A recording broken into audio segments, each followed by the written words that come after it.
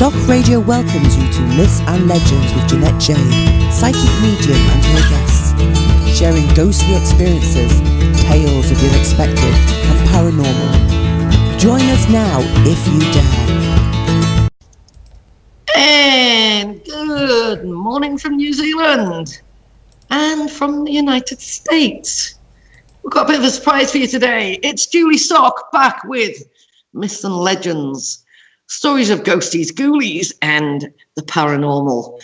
All those true and untrue, maybe, or the stories that people have shared on our favourite two Facebook pages. Of course, there is the Ghosts, the Paranormal, Supernatural Myths and Legends, headed up by Paul Middleton and Co. on Facebook, and the massive group, which is Tell Me a Ghost Story, all in capital letters on Facebook, and their stories and their information that are shared. Now, these two Facebooks have some amazing information. I've got a couple of pictures that will be included in our video of the encore of this show to go along with our stories that we get from those two pages. Now, I, as a medium, look at these stories in various different ways. Yes, there's the curiosity is, are they true or are they not? Are they myths or are they legends? Or are they true stories? And then there's the medium in me that wants to go in and investigate them and find out what exactly happened. And is there a meaning or a message behind all the stories? So we'll get stuck in today with some of these stories. And yes, you're probably wondering where Jeanette Jade is. Well, she's off on holiday at the moment. She is working, doing her own things and enjoying a break. I've got to say a big thank you to her for maintaining this show over the last few months and had some amazing guests on. And we're taking over. We've kicked her into touch and we're taking over for the rest of this month. And I'm going to be sharing with you various guests. And to that point, I'm bringing into you one of our other guests, hosts from one of our shows, Misha Kappple. How are you doing, Michelle? I'm wonderful. How are you doing today? Yeah, I've got to say, I am wrapped up in a nice warm electric blanket because it's rather cold here in New Zealand. What's it like over in your part of the world, my dear? Oh, my goodness. It is so hot out here. It's not even funny. Okay. Well, can you do me a favour and just send a little bit of that hate over our way? Absolutely. Excellent. And I'll do the same for you when you're in winter. So you're heading up one of our new radio shows, of course, which is Behind Closed Doors, something a little different on Sock Radio with your partner, Brandon, aren't you? Yes, I am. We are talking about kinks and taboo items in regards to relationships and spirituality connected with that. And it's been a blast. We love it. Excellent. And do know you're touching on some rather, like you say, taboo topics that people don't like talking about. And the paranormal is one of them, isn't it? That is absolutely to share their stories. Mm-hmm. So what kind of experiences do you have to share with us today? Oh, my goodness. Well, I mean, I've been ghost hunting since I was, oh, my goodness, it's been forever. But I think the first experience I can talk about was when I was about 18 years old. I had a situation happen where a friend had passed away, and I started seeing her after she passed away. And it was rather an interesting experience because the circumstance of her passing was an unfortunate situation. And that's actually what helped me to start seeing the paranormal. So I will go into different cemeteries and different locations and talk with those who have crossed over both good and not so good. See, there's the thing about it. I don't believe there's no such thing, any such thing as not so good. Okay, we have life experiences, and yes, there's some rotten buggers in life, but we all go through our life review and we cross over and all this. And yes, we still have the granddad that comes over and still enjoys his pint, or, you know, the guys that come over and still curse. They show us as they were in their personality in life. But this thing about good and bad is more of a human construct to me.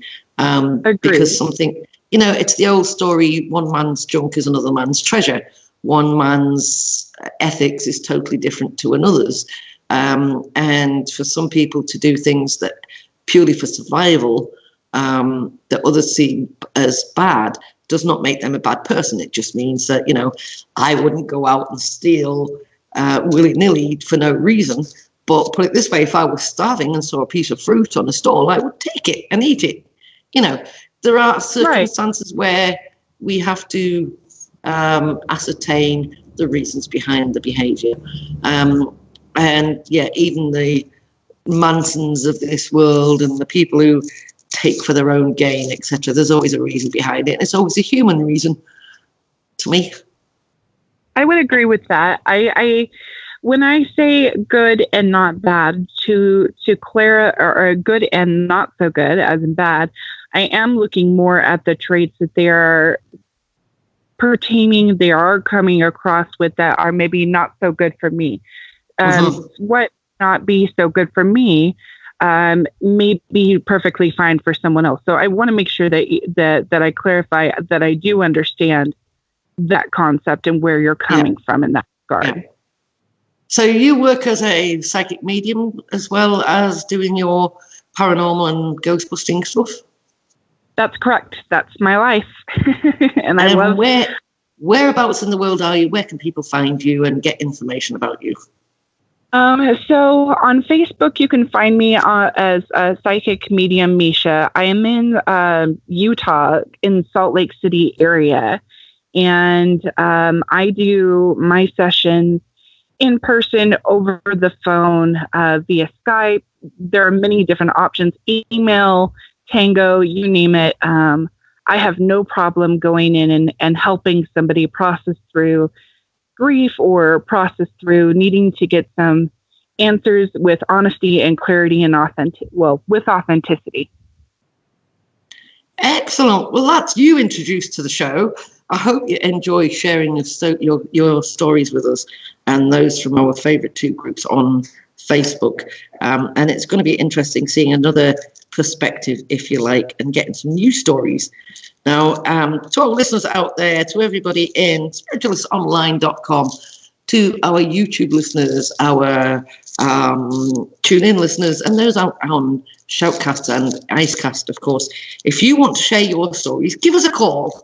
It's easy. It's add a circle of mediums, all one word, all lowercase, to your Skype, and give us a quick message, and our lovely producer, Tracy, will bring you in on the show, and you can share your stories or indeed ask us some questions. Do you have ghosty stories to tell? Do you have spiritual experiences that you can't understand? Do you hear your voice called or bangs in the night?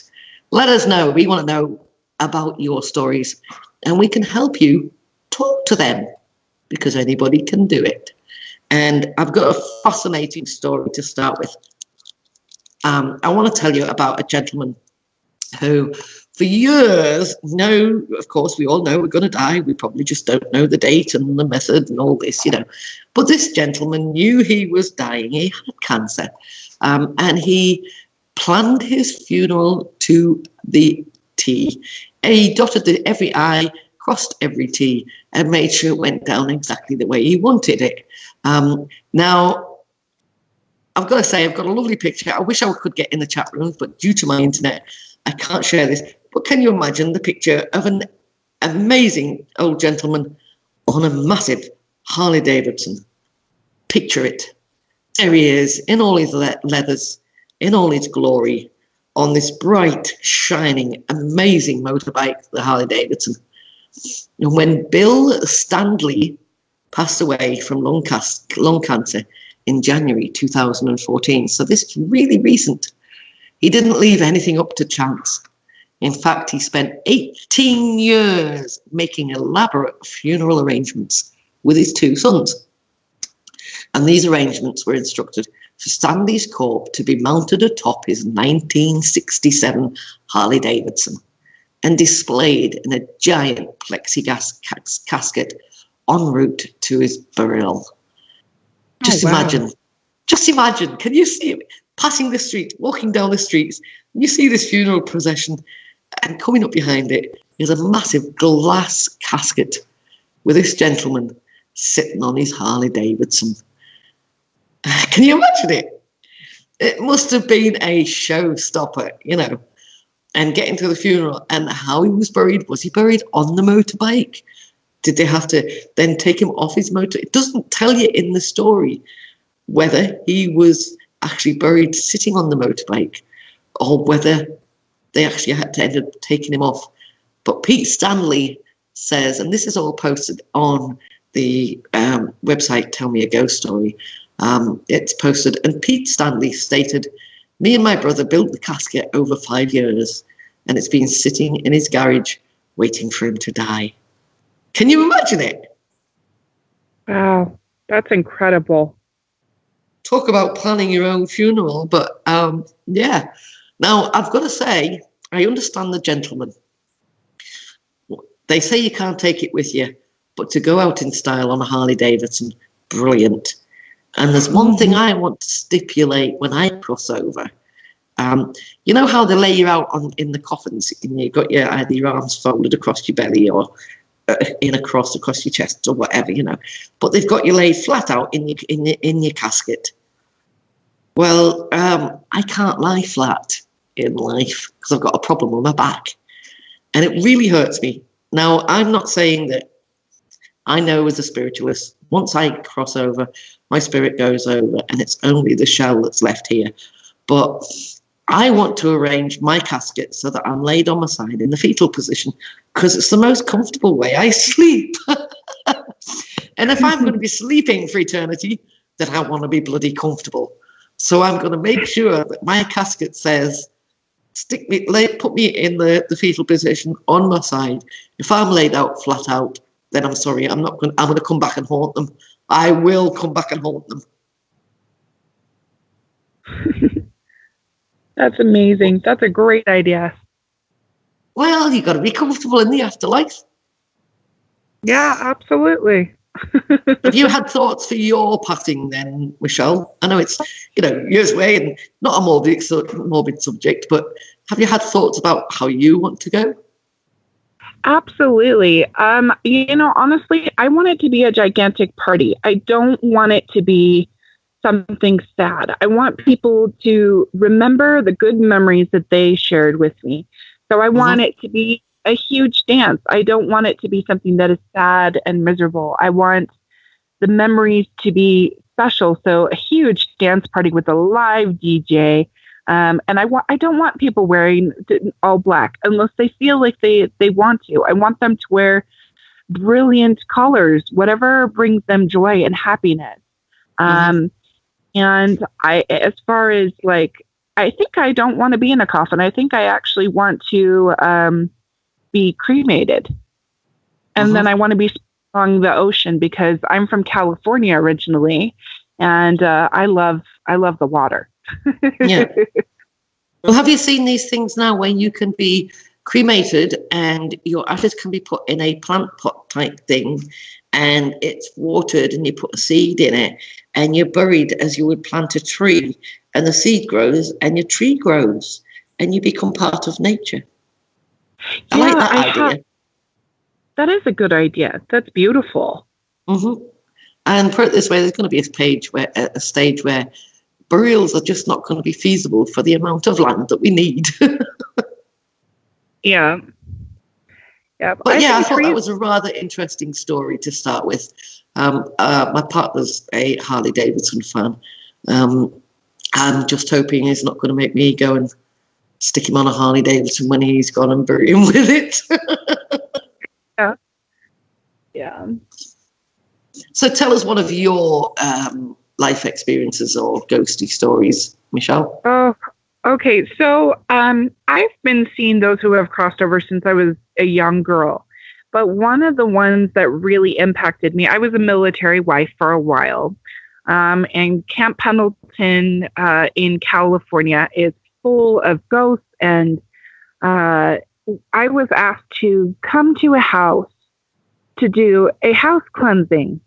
And I was like, sure, why not? And so I got all of my gear together. I got everything together, and I went.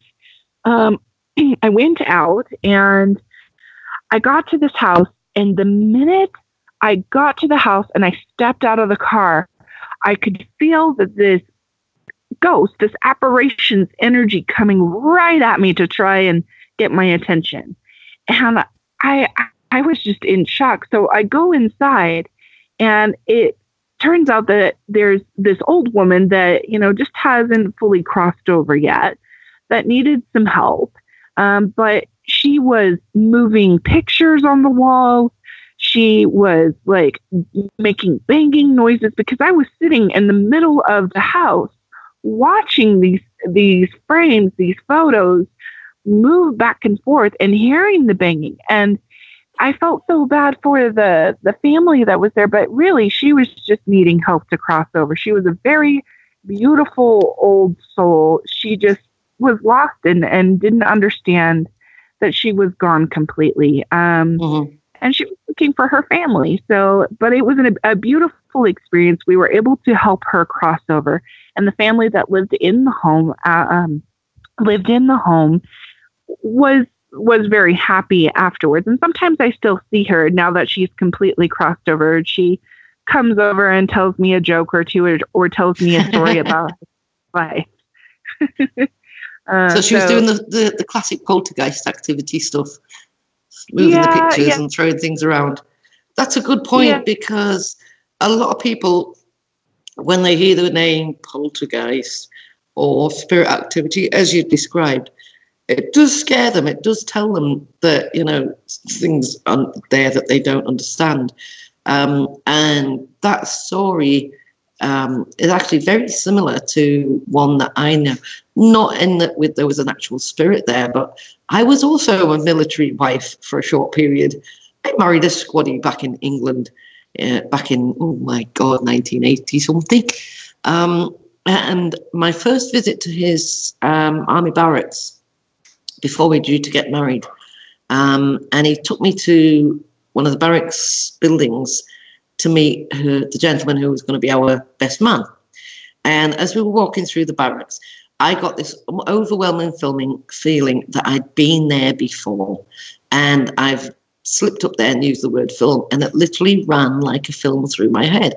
I saw myself wandering this barracks previously, and I said to my then partner, who was taking me to meet Rob, and I said, look, I know where we're going. And he said, you can't do, you've never been here before. And this was the barracks in Colchester in southeast England. And I said, I know where we're going. We're going to go down here. There's a big building, and outside it there's this and there's that. And as we go in, there's a massive curved staircase.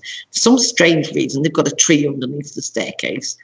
And we're going to go up the staircase and along the long corridor, right to the last room on the left. And that's where you're going to show me where I'm going to meet Rob. And he went, how do you know that? And I said, I don't know, I just know it. But I had this whole feeling I knew the place and I had been there before. And sure enough, we walked through the barracks, we went into this building. There's the massive curved staircase.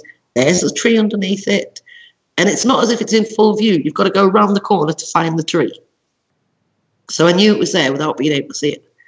And went up the staircase, went along this long corridor, and sure enough, the last room on the left was Rob's room. Now, why I knew that place, I don't know. But that deja vu, if you like, we all get deja vu, but it lasts maybe a couple of seconds. Oh, I've done this before, or why is this familiar? But this one lasted that whole walk through the barracks, through the plant, through the place, and I described everything before I got there, and it was absolutely amazing to me. I never did find out whether I'd had a past life there or whether there was a reason for it, because I met Rob and we had a laugh and carry on and a couple of drinks for the night, and it went totally out of my head, you know. But I never did find out why I knew that place so well, even when living there for a year and a half, you know. That's amazing. So I totally understand your story there of going to a place and meeting somebody who maybe had crossed over and just wanted to make her presence known, wanted to understand why other people were now in her house. And it is literally about talking to them. And as you did, letting them know that, you know, it's time to move on. It's okay. And as you say, she still comes back and visits you now. It's amazing. Yeah, she's a funny old lady. So, you know, not everything that people think is bad is actually bad. It can just be that the person that is crossed over needs that support and help and acknowledgement, as you said, which is correct. And most cases of poltergeists are just that. A previous tenant or a previous homeowner, or you know, somebody from times gone by that can't understand the activity. I had one lady who called me in and said, "Can you come and tell me what's going off in my house?" She says, "I've got all this banging and clattering going off, and doors banging and cupboards opening and all this, you know." So again, I went over, and that's all she told me, that she had all this daft activity going off. Now, as I walked up to the house and into the house, it was plainly obvious that they were doing a lot of refurbishment, right?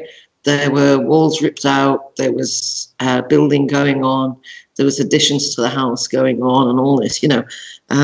And my first instinct was, okay, I don't like this, you're changing too bloody much. So I said to the lady, "How long have you been working on this?" She says, "Oh, we've been at this for this is like 8 months now, you know."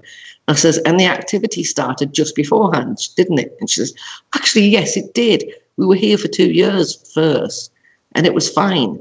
And then we started talking about doing the refurbishment and the rebuilding and the extension, and all this activity started. And it was getting to the point that the, you know, builders would leave the project because they were getting things thrown at them, and tools were going missing and would turn up somewhere else, you know."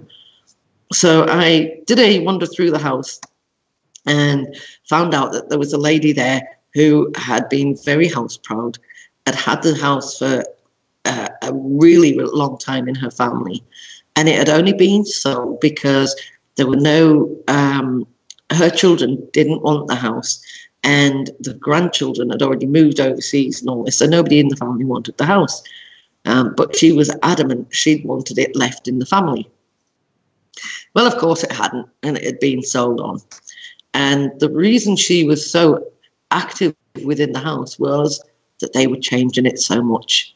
Her home was no longer her home. She couldn't tell, you know, she knew it inside out. She didn't like the changes that they were making, the new family were making. So once we sat down and talked to her and explained, "Okay, pet, we know it was your house. We know you love it, and I'm sorry that we're changing things, but times do move on, you know, and we'll try and get a message to your family that you're still around and whatever."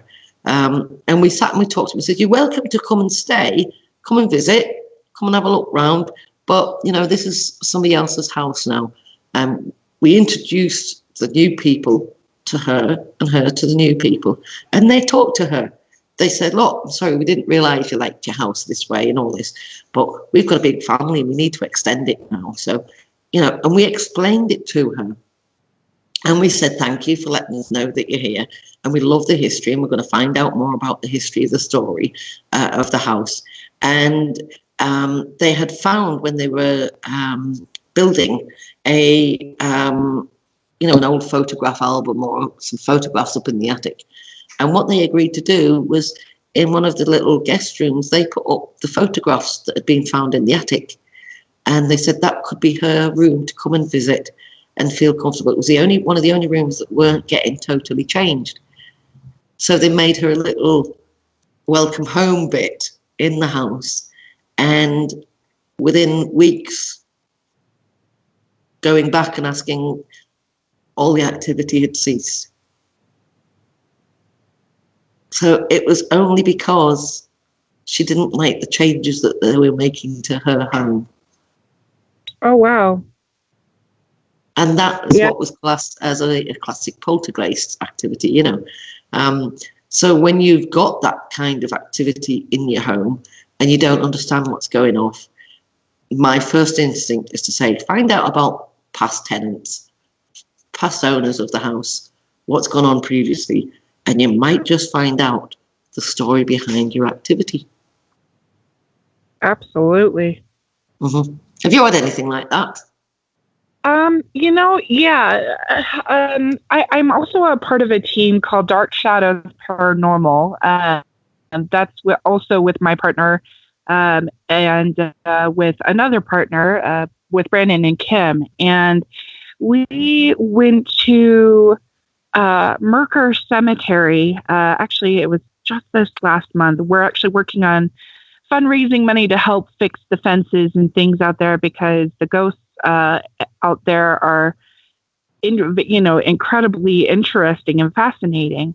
And we've had all kinds of experiences out there with them. Kim more so than myself because I'm still new to Merker Cemetery. But we went out this last time, and it's a cemetery that's out in the middle of a deserted kind of area in an old what used to be an old mining town. And there's tons of trees, and the graves are unmarked. And we had this girl that was really struggling, that had crossed over, that was looking for her father, and was trying to find him everywhere. And you could just feel the movement through the trees and through different people that were there. And what we were picking up, not just in the medium, but we had empaths there as well, that were just picking up her story and could feel her emotions as we were going from section to section with what we have called a huff box. Do you know what a huff box is, Julie?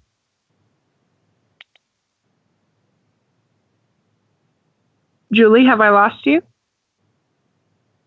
I do, but the listeners may not. Do you want to tell us what it's about? Okay. Yeah, I do, but do you want to tell the listeners what it is? Absolutely. So a huff box is basically a speaker that you would go ahead and hook up to a application on your phone or your iPad or your computer to intensify the voices that are coming through. Now, as a medium, I don't necessarily need this, but for someone who is coming into ghost investigation, it's really nice to be able to actually hear those who have crossed over, and they come through this speaker, through the huff box, and it makes it louder. So we're able to ask different kinds of questions about the ghost that has crossed over, and we can get full cohesive sentences, and get really strong clarity as to what may be going on with a particular ghost that has crossed over. I can't even begin to tell you how many times with the team that I'm a part of, Dark Shadows Paranormal, we have had our names come through the boxes.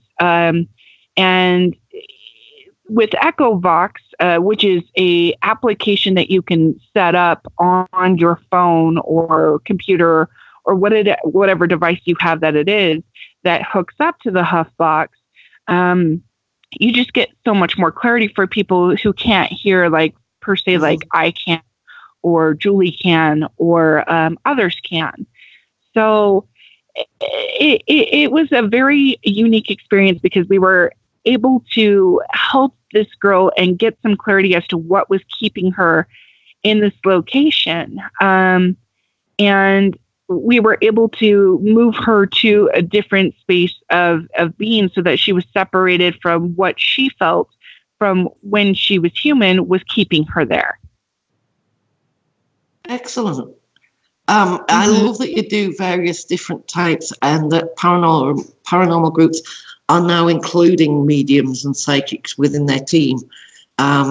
It's one of the things that we've worked with on Spiritualist Online Network, is teaching the ghost hunters how to talk to spirit instead of, the usual. I've got to remember one of our ladies came in the early days, and all she had was, the only thing she was missing was her proton pack from the Ghostbusters films, and she talked about trapping and catching ghosts and keeping them and taking them away from properties and all this. And she ended up working with us and developing as a medium and communicating with those spirits that she was investigating, etc. So it is really great, and it's becoming more and more commonplace that paranormal teams have a medium or a psychic linked in with their team and working to communicate with the spirits. Now, there's always going to be the difference between ghost and spirit. Ghosts are the ones that we cannot communicate with.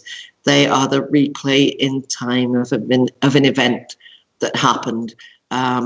It's the classic story of, and I say this time and time again, people are probably sick of hearing it, but the grey lady who walks the staircase will forever walk the staircase. They'll walk through you. You'll not communicate with them because it's actually a replay in time. The spirit is not actually there. It's like watching a black and white movie. The army that continuously marches the battlefield. You can't change that event. You can't go back and explain to them, okay, you were in wartime, you can now let go and move on. That is just a replay.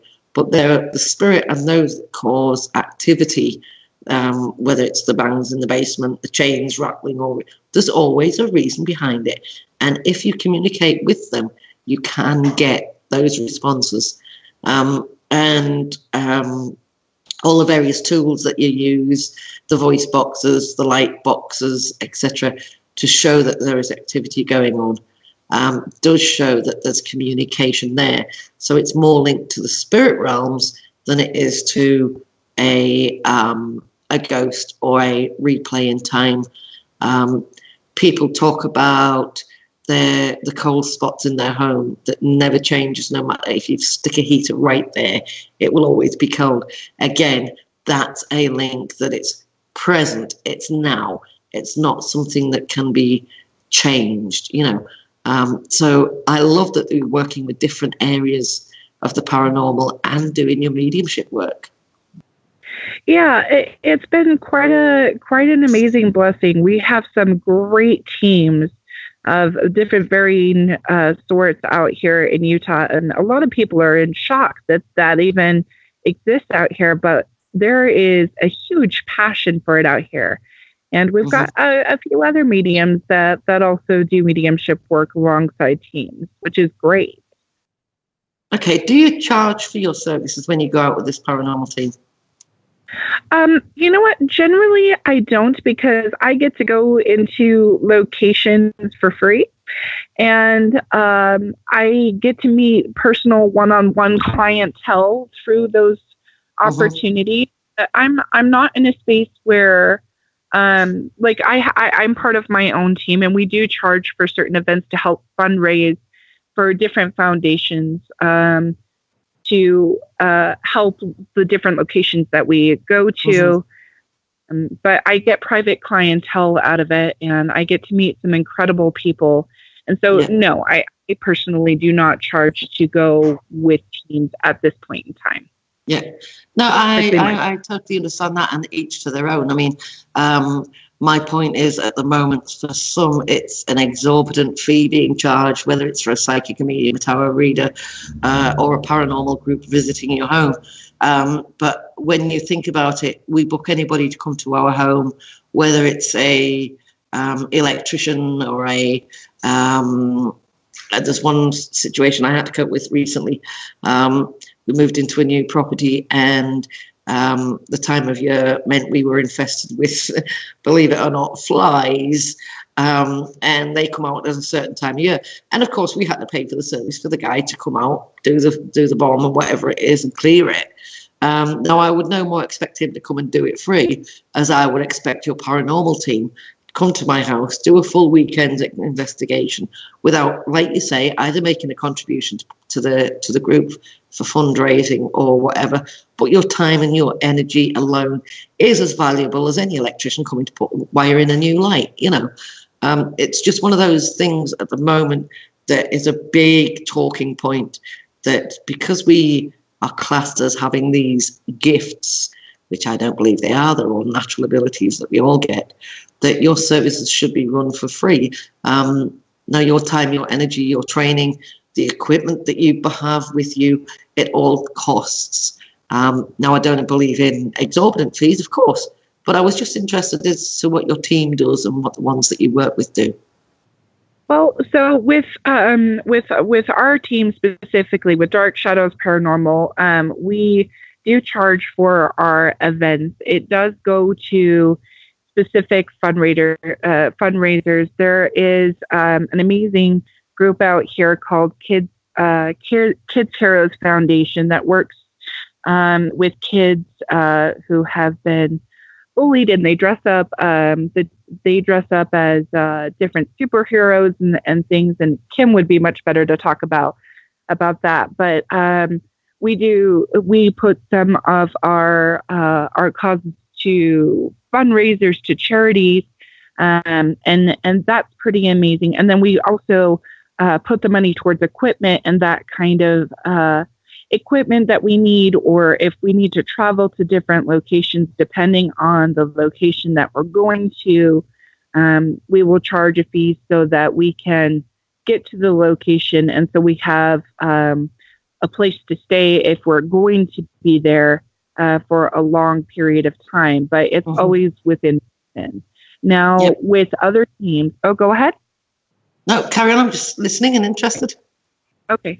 So with other teams out here that I've worked with, they also, they also fundraise and do things to help get into different locations. Now, some of the locations that we go into out here charge us for us to be able to be at the location. Yes, there are free sites like different cemeteries that we can go to, but for some of the buildings that we go to that are clearly very much so haunted or have paranormal activity going on, there is a fee that we do need to pay in order to be able to be at those locations. And so, and it's like any other service. You're charged a fee, so you have to pass that on to be able to afford to be able to do it. Right. And we want to be able to go to, and this goes for our team as well, like we want to be able to go to different locations and help people with being able, we love our skeptics that come, that get that opportunity to come in and see and experience what it's like to be in a location that definitely has had paranormal activity. So with other teams, they do things in different ways. It depends on the team, but we do charge, but it's mainly to fund, to make sure that we can continue doing these activities. And it goes into the team effort. Not all of us necessarily get paid to do it. We do this because this is our passion. This is something that we love doing. It helps people who want to have that kind of experience to be able to see, yeah, this really does exist. Yep. Okay, on that point, one of our groups, Tell Me a Ghost Story, on there today, I noticed a story from a lady called Beatrice, and she's got some very interesting activity, and I'm interested in how you would investigate this story. And Beatrice shares with us, she shares with us her story. The spirits in my house are very active. Every day something happens. Doors open and close, drawers open by themselves.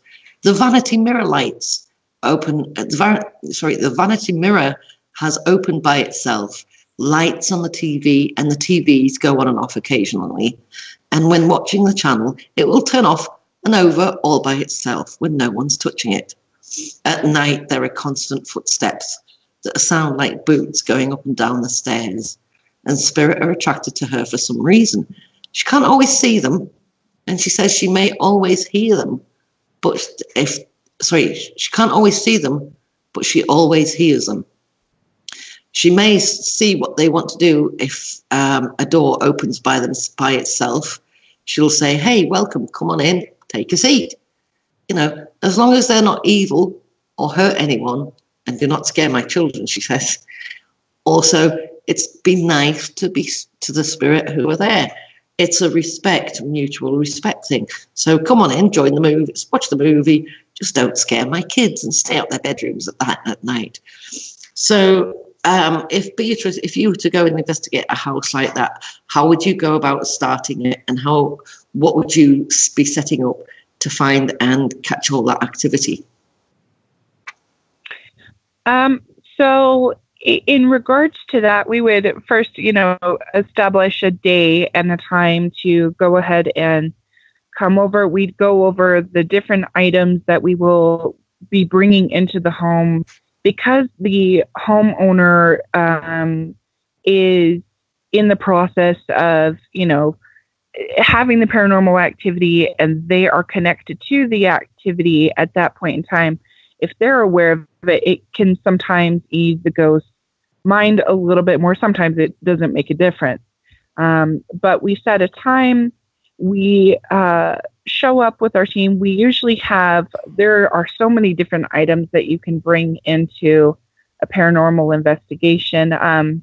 But generally, our team would request to come to the space of the activity if we are having others come along with us outside of our team, to observe and go into the different rooms or different parts of the location to assess the energy, to be able to set up our echo boxes or the sound huff. We've got these, they're called, and I'm going to probably misstate the name of them, but they're basically sticks that cross back and forth to give you yes or dowsing rods. That's what they're called. Dowsing rods, yeah. Yes or no answers. We will set up, we can set up flashlights. Flashlights are a huge thing within our community, because the ghosts like to turn them on for yes, no, and maybe. And so we'll set that up in different parts of the house so that we can get confirmation. The other thing is just preparing ourselves ahead of time for the location that we're going into. For me personally, I like to create some energy of protection. I use certain sprays just as an extra protective thing, because for me, I do believe that in certain areas, if you're not careful, you can bring things home with you. And if that is not the intention, and if the intention is not to necessarily help someone cross over, you're just there to observe and report what it is that you see and you're getting. Yeah. Sometimes you just don't want those things to follow you back home. So do you actually do research? Would you do research on the property or the other people there, or are you one that goes in blind and does the research afterwards? As a medium, I don't really like to know a whole lot of information when I go in. However, because of the fact that I'm on a team, my team does do the historical research so that we can confirm what it is that we are getting and seeing, alongside with what the historical history is behind a location. But I personally don't necessarily want to know anything, so that what I'm getting is coming through as not previous knowledge. Yeah, I totally understand that. If it was me going in, that's the story she's told. She's given some basic information of what's happening around the property. I wouldn't want to know any of the details. I would want to go in blind, see what I get, give the information that I get, that spirit come through with, and I wouldn't even ask them for specifics on where the activity is happening. I would be wanting to tell them where it's been happening, and then have them confirm it, so that we're going in, like I say, totally blind. I would then do the research after the event, talking to the family, talking to people and neighbours, etc., and finding out the history, so that it confirmed what spirit brought through, rather than, because there's so much chance of auto-suggestion. If you're told that there's a baby cries in one room, that you would go there expecting to hear it and expecting to confirm it. But if you went into a room and said, I've got a baby in here and it's been left, and they confirm that that is part of the activity, then it's evidence given. It's not auto-suggestion or past knowledge, as you say. So it's walking that fine line between just confirming what people tell you and giving fresh and new information and evidence about the events in the home. You know, I've done various radio shows and various investigations with people whereby all they will tell me is, I've got something going off in the house, and then I do a walkthrough, or I talk to the spirits that's there. I will pinpoint areas in the room that's activity, and they then confirm it. So I was interested as to how your group works, and it seems you do it in a very similar way. Yeah, we definitely do. I mean, we want to make sure that we're respecting the space that we're walking into. We just want to make sure to have like our things set up, and once we have that all set up and we're ready to go, then we basically have those people that are coming with us, come with us, or they show up at a certain period of time. We have a time frame that we go by. And especially with going into different spaces in different rooms with different team members, we do record the different things that we get. We write them down, and it's an amazing experience. Mm-hmm. We did an investigation. A friend of ours from Spirituals Online Network, Jackie, and myself did a bit of a tour a couple of years ago, and we did one with and now it's famous not exactly famous, but it's infamous in New Zealand as being one of the oldest hotels, and its spirit activity.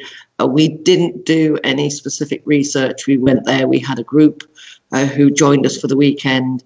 We did readings and we did events through the whole weekend. And through the evening and through the night, we had cameras set up. We had, as you say, recorders set up, and we went from room to room and investigated what was happening. The following day, we then talked to patrons who came to the hotel, and we got a lot of confirmation about the information from the room investigations, from the voices and the orbs seen on the cameras. So we confirmed a lot of what had happened. And the owner had been there. She's been there a few years, but not too long. So she couldn't confirm a lot of the information that we got, but the locals and the local history could tell us and could confirm what was happening. Everything from what we experienced of a fight at the end of a corridor that went outside onto a fire escape, and through to an old man who sat on the upstairs veranda. In New Zealand, a lot of properties have got a surrounding veranda, not just downstairs but upstairs as well. And we saw literally on camera this old man sitting on the chair on the top veranda with his two dogs running around. He's hiding under his chair with him. We got that image. And we relayed that to the locals the next day, and they were able to confirm who it was, and that yes, there was a time when this old man with his two dogs lived and spent a lot of his time on that veranda, you know. So paranormal activity is not always, as you say, good or bad. It is just it's like us. We love to go back to our childhood homes and go back to places that are familiar and where we had good times. And if you think about it, it is only natural that once we cross over, if we want to come back and visit, we'll come back and visit, and we knock on the door and say, can I come in? And people ignore us. So we get a little bit angst and bang a little bit harder until we get attention. So for me, it's a bit of common sense, and being able to catch that with EVPs, with photographs, on film, etc., is what these groups on Facebook, Tell Us a Ghost Story, and the Paranormal Ghosts, Myths and Legends, are all about sharing those kind of stories. Right. So when it comes to how do you separate not separate, I suppose, but the difference between working as a medium and giving people messages of love, etc., from have you had a case where the two have mixed, where you've gone to give somebody a reading and it's turned into a full investigation, or vice versa? Yeah, actually I have. When I lived on Camp Pendleton, in California, I got asked to come over, not knowing that the house was having some huge activity, going on. There was a gentleman who called me and said that he had wanted a card reading based on, just some dreams that he had been having in regards to, an old man that was about in his early 70s and had this cane that he was walking around with, and was telling him to be careful with where he walked, because he would walk to the edge of a porch on his house, and then he would end up sitting down on this porch, and the man couldn't make sense of it, but he felt very connected to him. And so he said, can you just come give me a tarot reading, which is different than mediumship for me. It's two separate things. I will combine them sometimes, but it's different for me. So I went over to this man's house, and I walk in, and he and his family are sitting down and eating, and I ended up seeing this man that he was seeing in his dreams across the room. And he looked very, very frustrated, very upset. He was just, tapping his cane on the floor. And you could actually physically, on this reality, on this level, hear the tapping going on. And the gentleman was like, "Can you hear that noise?" And I was like, "Yep." And I was like, "Okay, let's just try and focus on the tarot reading first." So we're going into the reading, and we're talking about the dream and what it could mean. This man is just wanting to take over. Like the card ended up flying across the room. No joke. He comes over, this ghost comes over, swoops his hand across the table. The cards go flying, and of course I'm seeing it. And the man that's sitting there with me is like, "What just happened?" And I was like, "All right, we can't just do a card reading today. This gentleman, they weren't going to let you just do a card reading." No. We were going to do a full on, he really was just really upset with the fact that he thought that this man was his grandson. This man was not related to him in any way, shape, or form. But he was upset because his grandson had made some terrible choices in life. And he was walking around the house because this man just wasn't paying attention to him in any way, shape, or form. And he was very, very upset. He said, "Why don't you listen to me? Why can't you hear me?"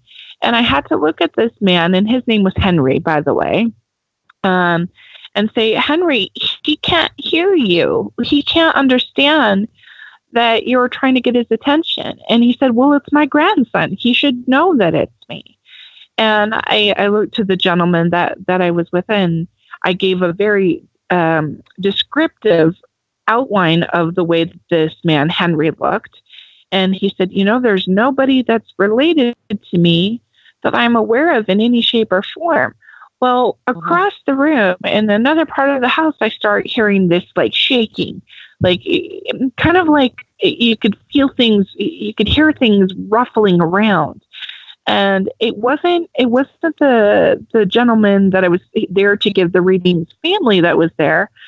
And as it turns out, that the grandson had passed over as well and was in the other part of the house trying to get some papers, some photos out of a drawer that, you know, of course, on our reality, our physical level, we're not going to see.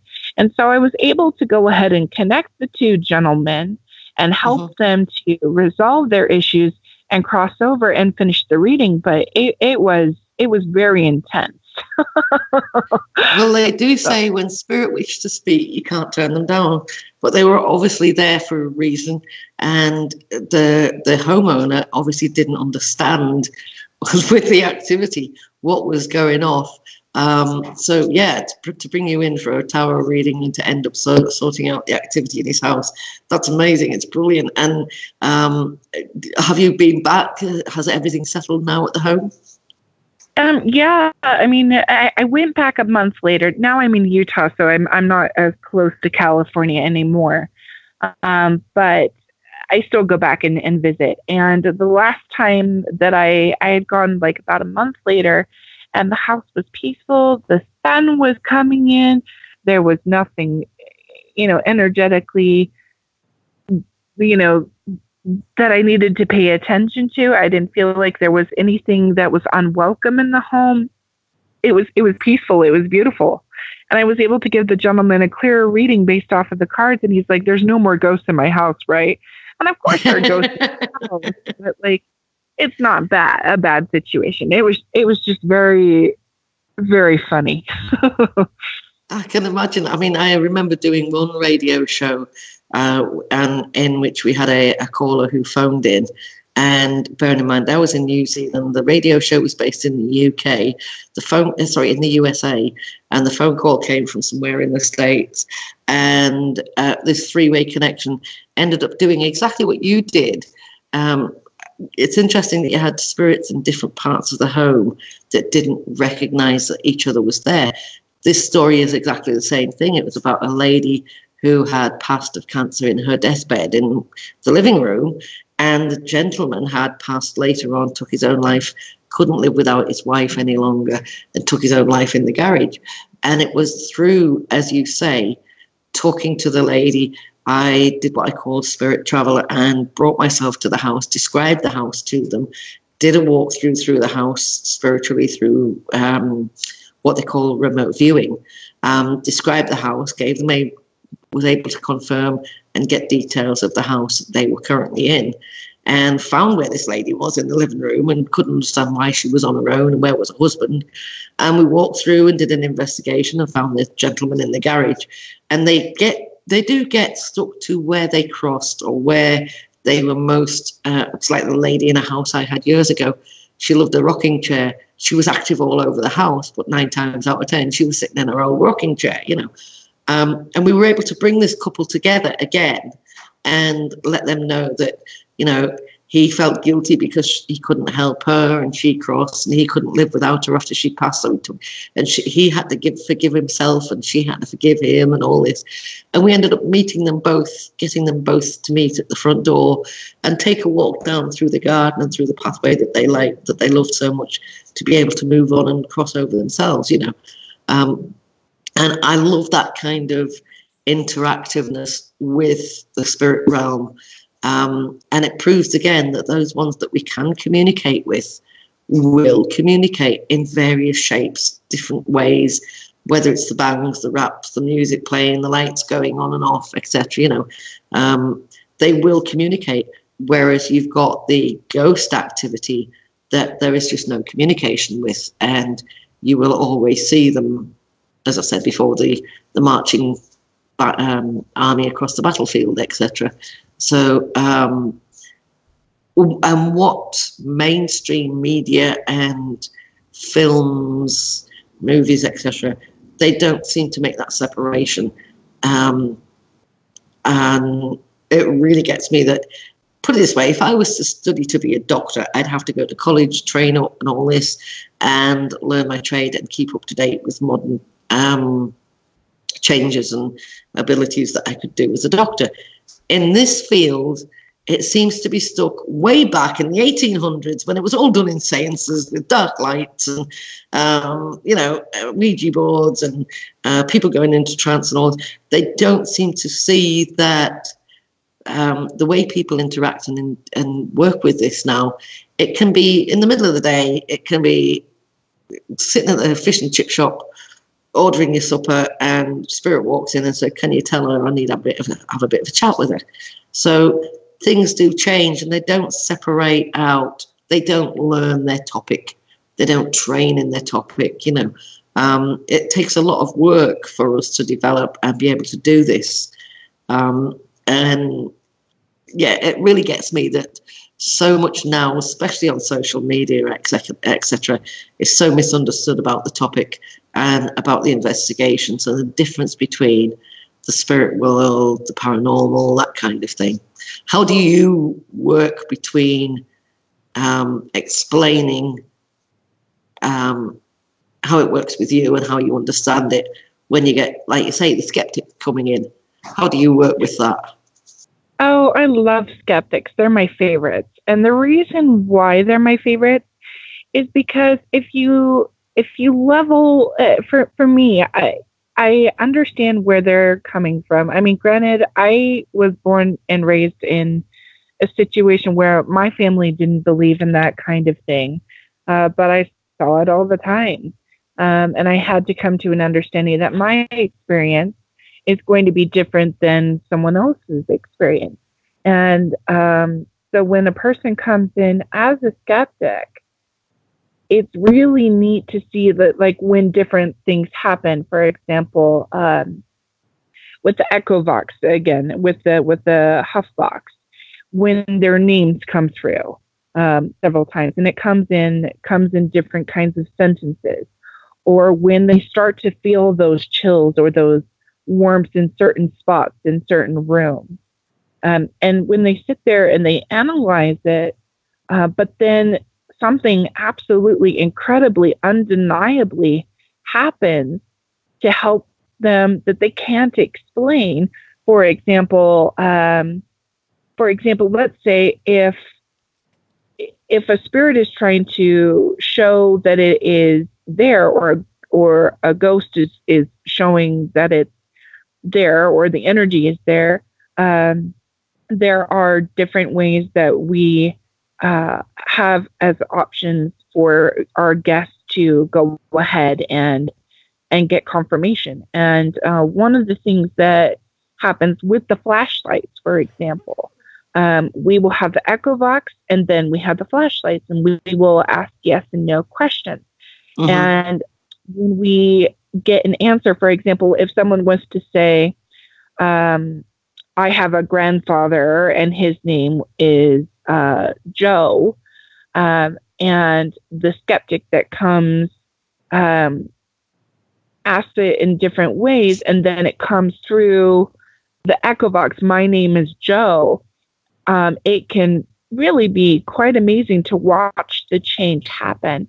If anything, I'm very, very happy that these people that are skeptics come through, because they're at least being willing to come and experience the experience. Ultimately, I don't really think that skeptics are bad. Like a bad or good. We're going into that again, but yeah, no, it is. Oh, and I mean, when we ask anybody to come to a reading, or like you say, you get involved in one of these events, the first thing we say is come with an open mind. So it doesn't matter whether you're a skeptic or a believer or whatever. We ask that you come with an open mind, because anything and everything can happen. They may be coming for reading looking for grandma, but they'll get Uncle John come through giving them information from grandma. So we love the open mind and the ability. It's those that say, and we've got a question in the chat room that we'll come to just after the break here, those who will cooperate both from the spirit realm and, as we say, those who will just not accept when you give them information. But at the moment, we're going to go to a bit of a break and listen to a few messages from our other radio shows that you can listen to on SOC Radio, on spiritualistonline.com throughout the week. And here are some messages. We'll be right back with more stories from the ghost and paranormal. And we will be right back with more from Myths and Legends. Don't go anywhere. Don't miss out on the next scary tale coming up after a short break. spiritualistonline.com. Online since 2002, teaching all aspects of personal and spiritual development. Free to all with audio video chat rooms, members forums and SOC radio live shows on site. The Spiritualist Online Network and Lyceum, a global oasis for spiritual awareness, development, attainment, imparting knowledge, thoughts, ideas to inspire.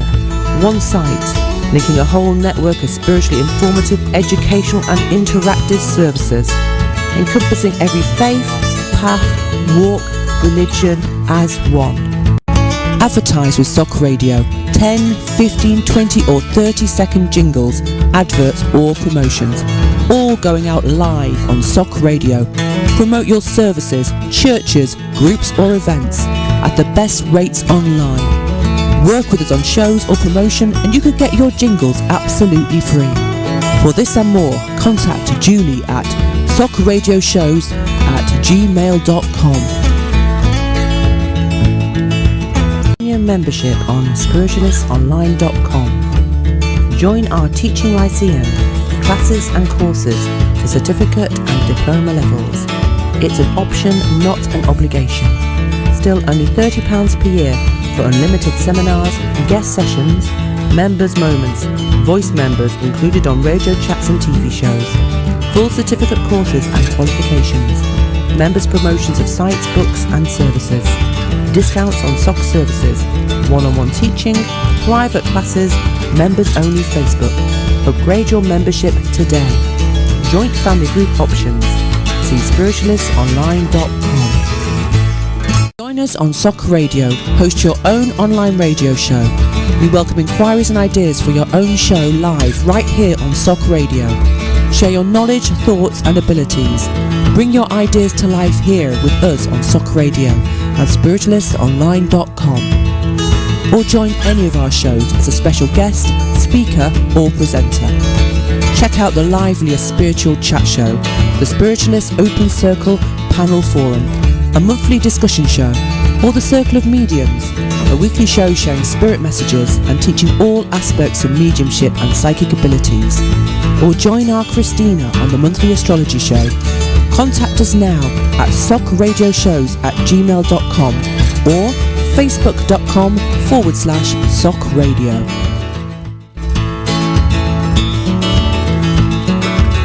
Spiritualist Open Circle Forum Panel Show, the liveliest spiritual chat show online. The Spiritualist Open Circle Panel Forum Chat Show with hosts, guest speakers and panellists discussing and challenging all areas of spiritual thought, ability, knowledge and more. Ever wanted to voice your thoughts and help set standards within the field? Confront those who bring the work down, or simply share your ideas and help bring spirit's work into the light of day and give spiritualism the recognition of all as a true faith and way of life? Then this is the show for you. Every last Friday of the month, 10 p.m. UK time.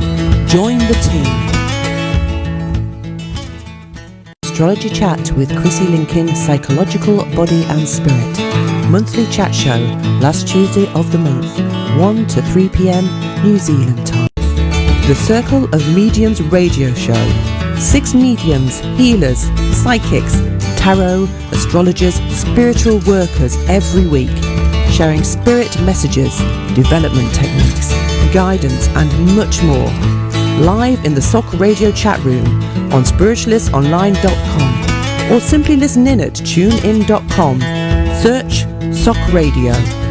Would you like to contribute readings, thoughts, teachings and time to this 2-hour show? Get in touch at socradioshows@gmail.com. Spirit Weavers with Jodie White Wolf Morrison, a weekly 1-hour radio show, Thursdays 8 p.m. UK time, featuring those who are dedicated to living their spirituality and exploring how that is woven into their everyday lives through their work, practices and beliefs. Various SOC members from Spiritualist Online Network and Lyceum sharing their abilities, knowledge and more. Dates and times will vary. Live in the SOC radio chat room on spiritualistonline.com or simply listen in at tunein.com and search for SOC Radio. Advertise with SOC Radio. 10, 15, 20 or 30-second jingles, adverts or promotions. All going out live on SOC Radio. Promote your services, churches, groups or events at the best rates online. Work with us on shows or promotion and you could get your jingles absolutely free. For this and more, contact Julie at socradioshows@gmail.com. Welcome back. Are you sitting comfortably? Then we will continue with more scary stories, experiences and messages from realms yet to be explained. And welcome back to Myths and Legends with myself, Misha Kapple. I go by Misha and JULIESOC. Hi, I've got to say that was a fun first hour, Michelle. I'm calling you Michelle because I'm reading your name. Misha, I do apologise. It's quite all right. Michelle is my birth name. I can go by either. Yeah, as long as you don't call you late for dinner, that's good. Yep. Yeah, we're sharing stories today, as usual, from all pages on Facebook, of course. Tell me a ghost story. The one in all capital letters and a massive amount of members. Some amazing stories there. And, of course, the Facebook page, Ghosts, Paranormal, Myths and Legends. Now, I've got a story from one of our pages, if you don't mind me sharing it. And what's interesting is about this one is it's a true story. And it also ended up being a film with a rather famous actress in it. Let's see if you can work out which one it was when I tell the story, shall I? Absolutely. That sounds fun. Okay. This is a story of Walter Collins Sr., who was a criminal who had a notoriously quick temper. And in 1928, while he was serving a sentence in California's Folsom Prison for a series of armed robberies, his son, 9-year-old Walter Jr., vanished. Walter Collins Jr. went missing on March 10th, 1928, after being given money by his mother to go to the cinema. And the authorities believed one of his father's enemies had taken his son as revenge. A massive investigation found no sign of Walter until 5 months later, when a boy found in Illinois claimed to be the missing child. He was returned to Christine, but when she insisted the boy was indeed not her son, Los Angeles Police Captain J.J. Jones dismissed her claims and forced the now under pressure and less certain Christine to take the child home. 3 weeks later, she returned to LAPD to say that she was absolutely certain the runaway child was not her son. Jones accused her of shirking her duty as a mother. She persisted in her claims until she was locked up in a psychiatric ward of the Los Angeles County Hospital. Finally, the boy admitted that he wasn't Walter and was in fact Arthur J. Hutchins. He'd only claimed to be so that he could get a free trip to out of California to meet his favourite movie star, Tom Mix. Christine Collins was released after 10 days, after Hutchins finally admitted that he was not her son. And she filed a lawsuit against LA County Police Department. Collins went on to win the lawsuit against Jones and was awarded $10,800. which of course Jones never paid, but she never saw her son again. Walter Collins Jr.'s ultimate fate is still unknown, although it is believed that he was probably a victim of the sadistic killer Gordon Northcott, known to be active in that area at that time, and in what became to be known as the Winfield Chicken Coop murders. Hutchins, the boy that impersonated and spent more than 2 years in the Iowa State Training School for Boys in Eldora, Iowa, as a result of his actions. Christine spent the rest of her life still searching for her lost son without success, and died in Los Angeles on December 8, 1864, at the age of 75.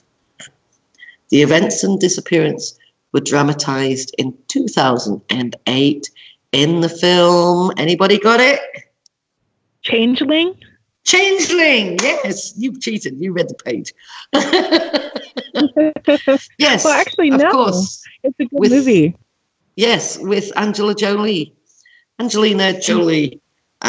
starred in the film The Changeling in 2008, telling this story.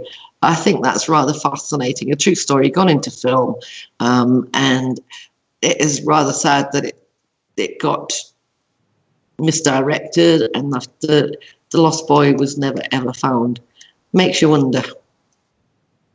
Absolutely, yeah, it does. I don't think that that this boy is on this side anymore for sure. Like, I think he crossed over very shortly after he went missing. Mm-hmm. Well, like I say, I mean, the timing alone, the fact that it was the 1920s, 1930s, obviously there's something weird gone off, and whether the child was taken by that notorious killer or something happened to him, it seems to be that the police definitely didn't investigate it to the extent that they should have done.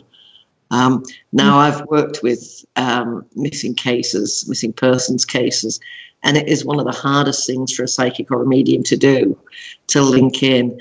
And this case brings up, again, a lot of responsibility and ethics that goes with working as a medium. And when we're asked to work on missing persons cases, whether they're historic or whether they're current day, there's a lot of things like that kind of thing. Just saying what you feel does not equate a reading. I mean, I've seen them on Facebook this past week, and I've seen them on social media all over the place. You know, somebody posts a picture of a missing person, and you'll get 1,001 comments. Oh, I think they've gone off with a boyfriend. Oh, I think they've committed suicide. Oh, I think they've done this, they've done that. But there's no evidence, no information, no connection to it. And now I see these posts. If I'm drawn to them, I connect with the person privately. I don't do it on Facebook. On a public forum like that, it's like walking into a corner shop and blasting and shouting everybody's private information out there, isn't it? Yep. So have you done that kind of thing with missing persons cases? Actually, yes, I have. In two different specific situations. In California, there was a young girl that had gone missing. And at that time, I had not announced that I did mediumship or tarot. But the family the family was looking for volunteers, and I decided to volunteer to help out with the search without mentioning my gifts or talents, just because when you go into those kinds of situations, they're not the people that have a missing child or have a missing family member are not always open to it. And so I helped with the paperwork, and I helped look in different areas, but they had psychic mediums that actually came in for this missing child. And some of the stuff that they said was just, I was getting very strongly from spirit, was absolutely ludicrous and was just torturing this poor family. And they said, do you know of any mediums or anybody that is psychic that might be able to help us? And I'm sitting there going, really, really, universe, you're going to do this to me? Because really, I was just looking to be helpful and of use. And I was brand new into developing my talents and into, working on those things that I had already had from childhood, and developing them. So I wanted to be very respectful and cautious of making sure that I was giving correct information as to what I was seeing and was getting.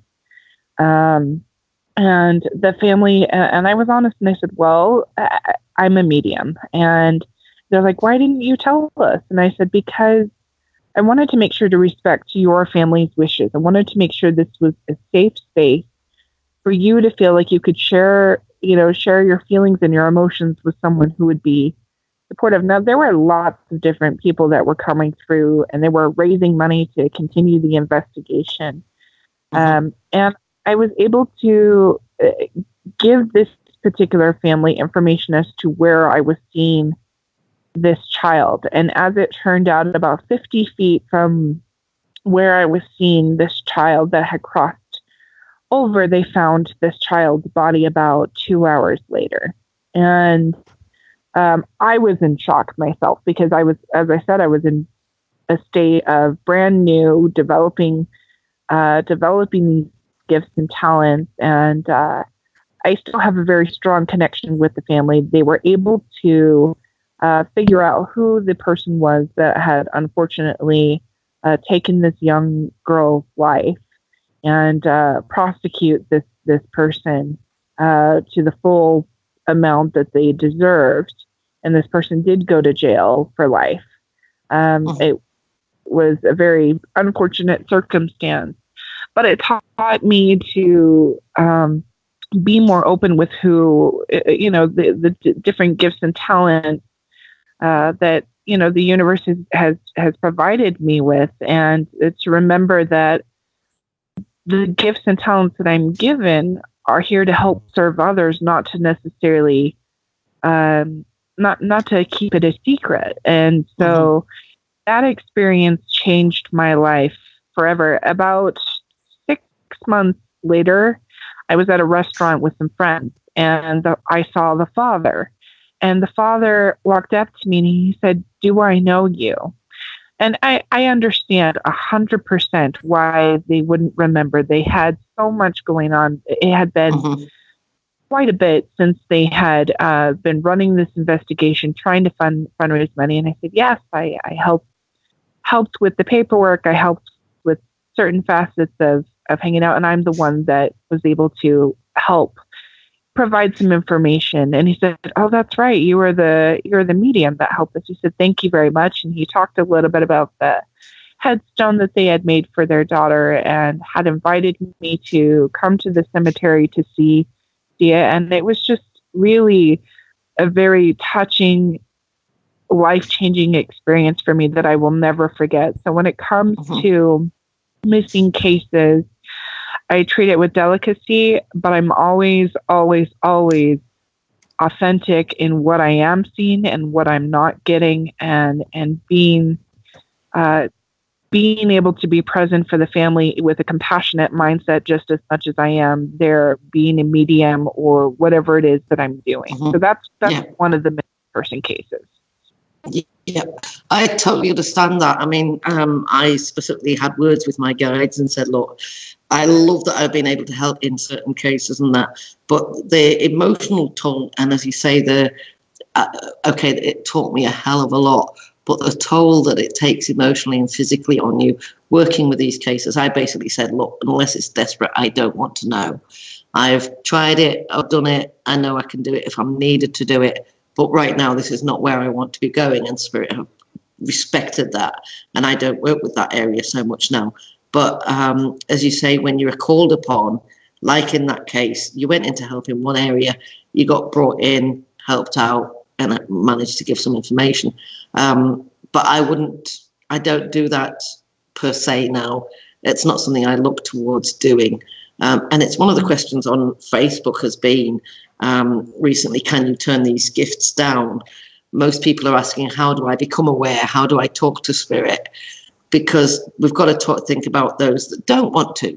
They don't want to know this. And for some, giving personal information and going through your history, and even the stigma of we're supposed to be working with vulnerable people at the hardest times of their lives.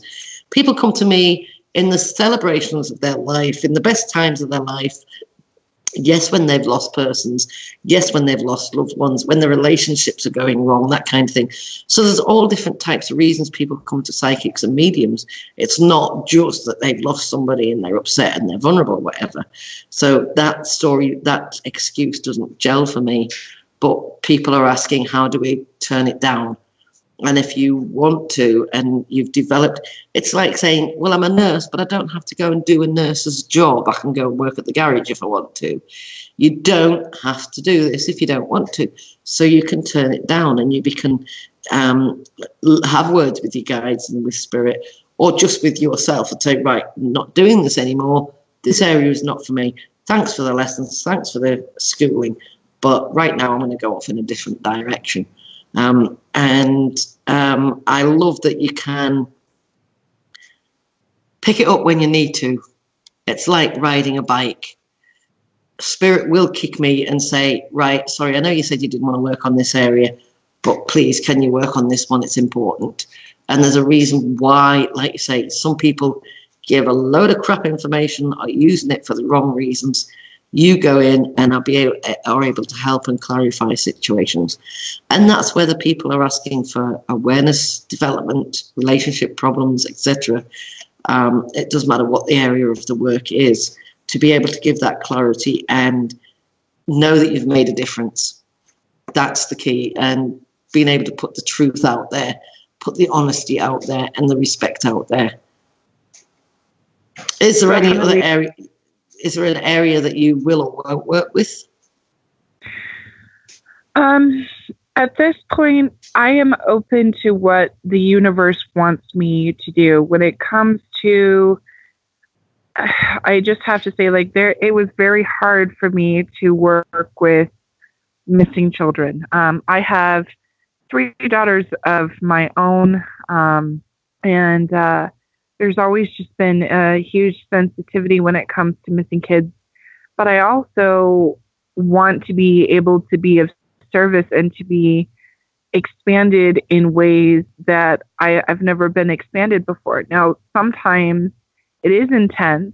Let's just face it, what we do is very helpful. It's very, it's good, but it's at the same time, sometimes we need a break here and there. And there have been cases that have been presented to me in times past where I feel a very, very strong pull to it, but I need to take a breath and meditate and make sure that it's going to be able to be a positive influence for for myself and look at how it's going to affect my children as well, because I am a single mother. Yeah, like I say, life can take its toll, whether it's a 9-to-5 job that ends up you getting home at 11 o'clock at night, or whether it's this kind of work, the energy and the effort that you put into it. And it's also to do with the intent and the reasons behind it. So let's get back to stories. I've got another one here. Now, I've noticed on this page, I believe it's the Tell Me a Ghost Story one. This gentleman posts quite a bit of his own personal experiences. And this is just one little episode that he's posted. This is from Mike Neal. And he says, it was a typical Saturday around our place. Morning coffee with the local and national news, a quick breakfast before we started our weekend chores. Fortunately for me, my list is smaller than Jennifer's. Don't know who Jennifer is, but I'm sure we'll learn. However, I had larger projects waiting for me outside. Before I went back to school to get this office job, I was a carpenter for 16 years. So I have some skills that I enjoy using on the weekends. I repurpose old wood into furniture. We took down an 100-year-old barn a few years ago, so my backyard looks like an antique lumber yard. As I was getting set up to get started, I was hauling tools out that would be needed for the day's activities. I'm always aware of my surroundings and the things that should be there and the things that are not. And I had an armload of tools, and as I came to the back door and was about to head down the deck of stairs, when I noticed something way out of place. Insert your goosebumps going up my legs. To my right, and not far, somebody was standing, only about 20 feet from where the deck of steps were and where it meets the yard. It was tall and dark and motionless. I quickly took a double take, but as I turned my eyes, only the slightest bit, it was already gone. It wasn't way to the side of my peripheral vision, I would say about my 2 o'clock, which, that makes sense. Well, I obviously jumped as my heart went into overtime. I knew something was out there. Or did I? I assumed I was imagining it and went on with my doings. I had my workstation set up with what I was needed to be doing and proceeded with my project. After a few hours of creative work, I stopped to get something to eat, and I went inside to enjoy the sandwich Jen had made and some small talk. And as I finished, my chair sits in front of the dining room window. As I stood to make myself ready to head out, I glanced out the double window, and there it was again. Goosebump time. Now at my 10 o'clock, but just as quickly disappeared. And I said, expletive, yeah, we won't repeat that on radio. As I searched the backyard, Jen asked what was all this about. So I relayed the previous experience, and along with the one that had just happened. She's quite used to these visitors, so she didn't freak. I realized something totally was different was happening that day. That had me on my guard and on edge. I went on outside to finish up what I was doing, but what I was doing that day, but had a bit of a plan for our guest. I told myself, don't look directly at it next time. I theorized if I didn't look directly at it, it would remain there and I could examine it closer. So that was my plan. But it didn't work. It waited a couple of hours for my guard to be again let down to show up. I was on my way up from the lower part of the house outside. As I reached the steps to the deck, it was waiting for me on the corner. Drat! I did it again. I looked right at it and it was gone. I cursed myself for not remembering not to look directly at it. But I did, and there you go, poof, gone again. I have no idea what it was or who it was. It never felt threatening, mean, or anything really, actually. What impression I did get was it was a tall man, 6'6" at least, and was wearing a black suit, standing rigid with his chin square and straight. More goosebumps. Just watching, staring. He's not been back since. I find it so curious that if he allowed me to see it, but why would it not allow me to see him straight on? It may have been in an area I couldn't see the whole time I was outside. I don't know. That's a bit of a stretch. But if it made it so obvious that I couldn't miss him 3 times. Interesting story. Was he being watched by a fellow carpenter who was just checking up on his work? Is it somebody who was linked to the property, or even maybe he's the torn down barn from years ago? Interesting story. And as I say, Mike has quite a few of these stories and sharings on the page of Tell Me a Ghost Story. Have you done that? Have you had a constant visitor that keeps showing up? I laugh because that happens to me a lot. In fact, sometimes, and I had to learn to set some boundaries and state when I needed to sleep, and to ask certain guests to not come into my dreams, and to leave me be. Well, I had people that have crossed over that I'm going to be talking to clients about show up about a week early or a few days early, and they don't want to leave me alone. I mean, they don't mean it, but they don't want to leave me alone. I'll walk about in the house and I'll see them in different corners and spaces. Now, there are, spirits that are here in our house, and that are we love them. They're part of the family, of all of us that are here, and they're related to certain members in our house. But when these unexpected guests come up, like they want to talk, they want to tell their story, they want to tell everything that's going on with them, because finally they found someone that they feel that can hear them and understand where they're coming from. And that's lovely. But when I'm trying to get ready in the morning and take a shower, I'd like to have some privacy. You know what I mean? Yes. Yes, I have the bedroom is out of bounds and the bathroom's out of bounds rule. Not always able to stick to it, as you say, but 9 times out of 10, they will respect and give you that privacy. And when you, like you say, when you're going shopping and you want to go out for your days, do your stuff, there are times when you've just got to say, not working, leave me alone, let me be, until you're in the middle of the fruit aisle and they say, can you please tell her next door that I want to talk to her? And I say, look, is it urgent? If not, can it wait till later? Please, come on. You know, you've got to give that rules and regulations. It is like having the constant friend who knocks on your door at all hours, thinking that they can just pop in for a coffee when they feel like it. There are times when you need to have your own time out. Yeah, and the thing is being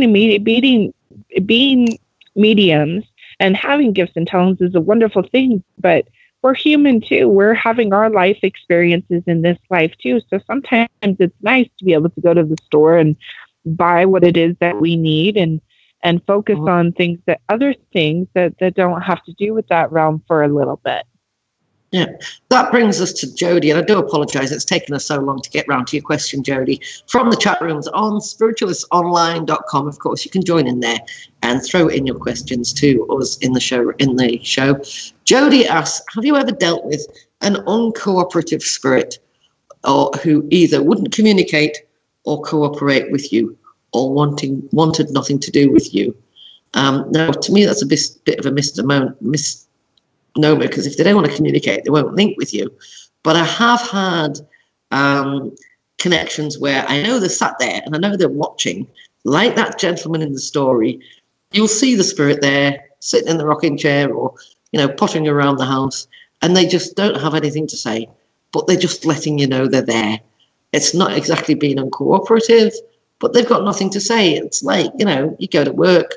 Some days one cooperative co-worker will be chatty. The next day they're in a mood. They don't want to know. They get on with the job and you wonder why they're not talking to you anymore. I've had more experience with sitters who flat blank don't take a single message. You wonder why they come to a demonstration or they come to you for a reading when everything you give them, it's no, don't understand that. Don't understand that, until you make a little bit of a breakthrough when you get that one little light in their eyes when you just can't deny that they recognize part of the message or the spirit that's coming through, and you start breaking down the barriers and they start accepting the information. I make it a rule. If I get 3 no's, I will go back and say, right, we've got to figure out why you're not understanding this. Go back to the first one, go back to the second one. And you can usually 9 times out of 10 fit the information in, find out where it works, and give them the reminders that yes, that information is with them. But for uncooperative spirits, okay, poltergeists who just don't want to listen to you, don't want to calm down. You will get the ones, as I say, who no matter what you say will demand to be heard. Like I say, when I say, you know, bathrooms out of order, bedrooms out of order, and you get somebody walking at 11 o'clock at night and you think, just not now, please. But they are determined that they need to communicate there and then. What about you, Michelle? Have you had that kind of experience? Yeah, I'm going to go ahead and share a little bit of an experience. We were investigating a local antique store out here. And it was one of my first investigations, and I had come as a guest to join a team that was out here because of the paranormal events. I was really excited to have that experience, but I came in and there was a woman there that was stuck there and was very attracted to a person, one of the guests that was there. And we were asking different questions of her. And we noticed that she had not crossed over. And we had asked if she she wanted to cross over. And people kept asking the same question. She just kept getting madder and madder and madder and madder, because I could feel the energy rising. Now, this is the human experience as we're talking about, that we relate to. But a glass literally flew from one of the like regular glasses, and there's no way, nobody was touching it. There was a glass that literally was thrown on the floor and nobody had touched it.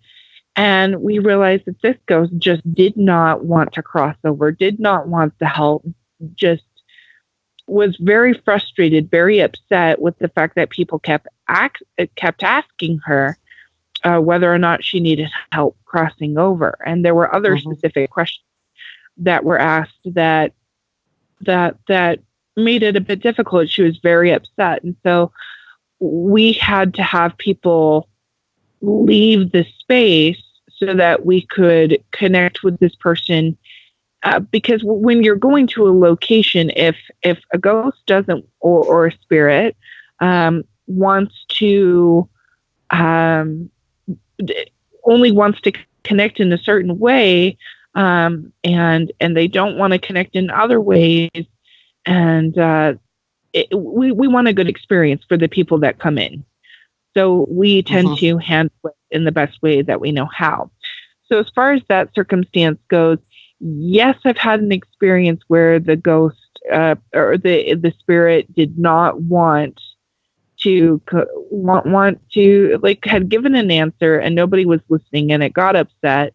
But as far as like an actual spirit wanting to, being in a place and not wanting to talk at all, I wouldn't say that that's been a situation that I've been in. Well, I've had a few that just pop in and, it's just letting us know that they're there, but there's no actual particular message or anything. I mean, I was sitting on camera a few weeks back. As I say, I've moved and I'm in this amazing old church. And I was on webcam. I was actually talking to our producer, Tracy, and mid-conversation, I noticed behind me on the camera, there's activity at the top of the staircase. And I literally turned around in the middle of this. Tracy must have freaked, I don't know. But, she's quite used to me turning around and talking to the spirit. But I literally turned around and asked this guy at the top of the stairs, "Hello, who are you? What can I do for you? What's up?" And it turns out it was an old minister of the church, or vicar, cardinal, whatever, and all he was talking about was his portrait was now missing off the wall. So I literally, right, okay, yeah, sorry, I can't help that. It's no longer a working church. And he says, "No, it's in the museum in town now. You got to go and put it back." And I can't exactly do that, it doesn't belong to us anymore, But it was just quite perturbed that his portrait was now missing off the church wall. No particular message, no particular reason for it. It was just quite perturbed that his picture was gone. He'd come back for a visit and realised things had changed. That's fun. Little ones like that, and the thing about ghost stories, and we talk about all these famous stories, talking about films, etc. You can 9 times out of 10 now, it doesn't matter what film's getting made, they've got a ghost story that goes along with them. Like the old one, Three Men and a Baby? Mm-hmm. In the making of the film Three Men and a Baby, when they've gone through the old cuttings and the film, the extra bits of film that didn't make it to the film, or even those that did, they found a young boy stood hidden behind the curtains within this scene when Ted Danson had the baby, was talking to one of the characters or whatever. And nobody on the film, thinking about it though, this was found years after the film was made, wasn't found at the time, but it's one line that in this film, no boy was on the stage, no boy was in the set of the film and had no right to be there, but had made it into onto the film, and his image was there, and he is like a full solid apparition of a boy as if it was just there in life. There's another one, trying to remember the name of the group who made a video, and a particularly spooky video of them on the moors among some ruins, etc. And when they came to edit the video, way out back in next to one of the ruins, the stone walls that's still there, was a tall, dark shadow that they cannot explain, was not part of the team, was not part of the video set crew. It was out of sight of the area that they were actually doing the video, but within it being enough to be able for the film to catch it, you know. So more and more instances whereby everyday life is getting caught up and equated to spirit, ghosts, paranormal, spirit activity, that kind of thing. So have you got a story whereby, you know, you've just been going across normal everyday life and spirit have popped in? Yep. I've had a couple of situations like that. Small example, I went to a movie theater and I was sitting down with a group of friends, and all of a sudden this woman, a young woman about the age of 20, pops up right in front of me wanting to have a full-on conversation in the middle of a movie. I was just like, I'm here with my friends to watch this movie. I need to. Isn't it good that we can talk to them with our mind? That we don't have to actually stand there talking to them saying, look, excuse me, can you leave it till later? I'm with company. Yeah, and sometimes they want to listen and sometimes they don't. But it got to the point where it was like I had to go speak to this woman. So I quickly excused myself to go use the restroom. Thankfully, I went and saw this movie a second time, by the way. But I went out and I talked to her and I was like, okay, this needs to be kind of quick. Well, it turns out that she was trying to let her little daughter know that she was okay. Her little daughter actually ended up being about 45 years old, but when she passed, her little daughter was about 6. And the daughter ended up being in that movie theater, and she was just one row above me. So I waited until the end of the movie, and I don't usually approach people without them approaching me. That's just not who I am. I wait, I share what I do, but I never put any kind of pressure on anyone that is not comfortable with being open to that setting. But something told me, the universe just told me, go talk to her. And apparently it was the anniversary of her mother's death. And she was just sharing very gently. She said, thank you so much for asking how I'm doing. I've been waiting for someone to ask me all day. And I gently shared, I'm a medium and this is what I do. And I am so sorry that your mother has passed in this situation. And she then asked, can you see my mother? And I said, well, actually, in the middle of the movie when she showed up. I didn't have a choice in the matter. And so yeah, I do have those experiences, and that was a positive one. But like on a general basis, I will advertise, I will put my name out there, but I will never just walk up to a random person on the street unless I'm really being pushed to. Apparently, this woman who had her mother pass was unfortunately dealing with some pretty severe depression and had some attempts on her life, and she was just really struggling that day. And her mother said she really needs to know that I'm okay and that she needs to, continue to move forward. And it really did help the circumstance. And it was mind blowing for me that it would happen in the most random of places. I get used to it after a while. Yeah, I've got to say, those are the cases where you just know there's a reason for it. And obviously it was a great help to the daughter there. I mean, yes, we've got the Lisa Williams and the various mediums that go out and do these shows where they're supposed to be just walking up to people in the street. Obviously, they've got to get the person's permission to talk to them. there are, as we were talking about earlier, about ethics and rules and things that we do have to follow within doing this work. And going totally blind up to somebody as a surprise in the middle of the street is not a thing to do without explaining why you're there. You know, I mean, I've been sat in bus stations, I've been on a bloody plane at 30,000 feet and talking to somebody, and then the subject comes up. Yes, I'm a medium, and I can't help it. 9 times out of 10, if I get talking to somebody, spirit's usually there in the background saying, can I just put my 2 pence in?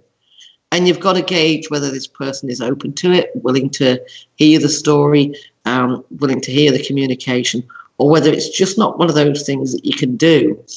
And in that situation, I ask spirit in my mind and have the conversation with them in my mind and say, what do you want to tell them? And I try and get the message over in general conversation. So I don't blurt out, I've got your grandma here and she wants to talk to you.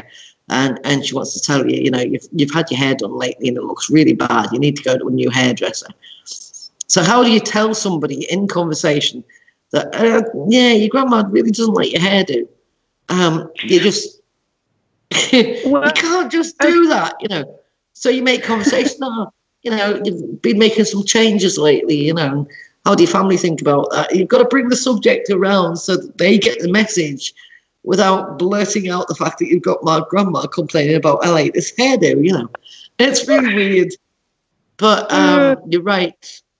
To do it with respect,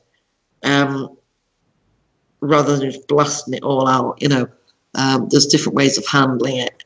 And I do thank God that we can talk to them in our mind. And I have been caught out a few times, you know, standing in a queue and I'm talking to somebody thinking it was they're in life. And I'm stood there talking to them. And I start getting these weird looks by people in the queue and realizing that I'm talking to somebody that they can't see. So I have learned to make the connection first and try and understand whether they're in life or in spirit. But yeah, the often, oh, I'm talking to myself excuse comes out. I'm very grateful grateful because my friends, the people that I'm connected with, like, they're used to me talking out loud. They'll be like, is there a ghost in the room? And I'll be, yep. They're here again, you know. Yeah, it's partly why I'm a bit of a recluse, because, you know, it's sometimes I have better conversations with spirit than I do with most people, and it's easier to do it when you're on your own, you know. Yeah. On that note, I'm going to finish off with one of the a lovely thing. It seems to have been a theme today that can just explain that items and objects can also spark spirit communication. As we've had with earlier on today with the barn that was removed, the renovations of an old home, etc. This is one, again, posted on Ghosts, the Paranormal, Supernatural Myths and Legends on Facebook, and you can check it out anytime. And one of the owners, Christina Skeleton, posted this story about the Dunsandle House mantelpiece. Now, for those people who are not English, mantelpiece is, you know, the shelf above your fireplace when you've got a lovely ornate or brick or wooden fireplace surrounding your fire, and you've got a mantelpiece where you can put ornaments and that on. That's what a mantelpiece is. It's the surround around your fire. Just because I know a lot of people don't know that word. Anyhow, the Dunsandle House mantelpiece. It is said that ghosts are often tied to a certain location. However, if you take a souvenir of that location away with you, it might be that the ghost decides it's grown rather fond of that object and follows you. After all, it's probably dying for a change in scenery. Pardon the pun. A 20th century stoneworker in Athenry found this out the hard way when he dismantled a fireplace in the old Dunsandle house. He liked the mantelpiece and decided he would take it with him to his workshop. Unfortunately for him, the ghost of a tall man who haunted Dunsandle house had attached itself to the mantelpiece, decided he liked it rather much. Suddenly the stoneworker's unassuming workshop was as haunted as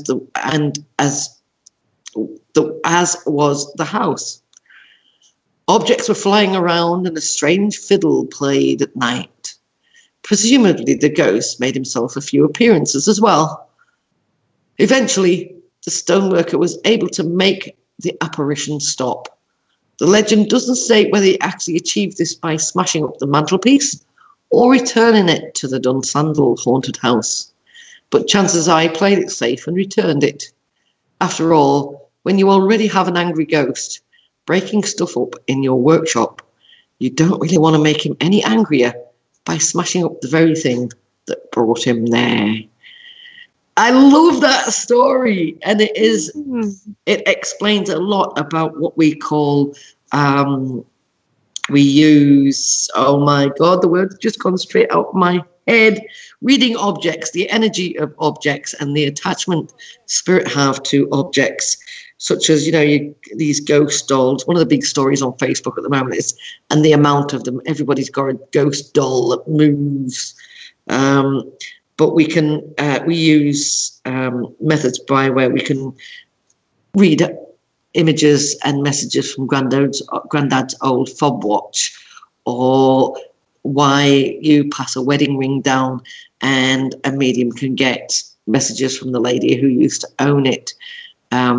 It's not that the spirit have actually attached themselves to it, but the energy and the stories behind those images, like the Dunsandle fireplace, stays with it. I love those kind of stories.